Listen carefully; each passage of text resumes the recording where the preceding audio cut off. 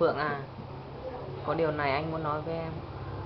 Anh đã nói với em rất là nhiều lần rồi, nhưng mà anh vẫn nói với em thêm nhiều lần nữa rằng anh yêu em. Anh yêu em rất là nhiều. Hy vọng cả đời này anh được ở bên em, chăm sóc em và được quan tâm em. Hy vọng em sẽ chấp nhận tình cảm của anh em nhé. Anh yêu em. Yêu em nhiều em có biết không, đã bao đêm anh nghĩ về em, dù là trong giây phút, dù là trong cơn mơ, anh mơ được có em người ơi.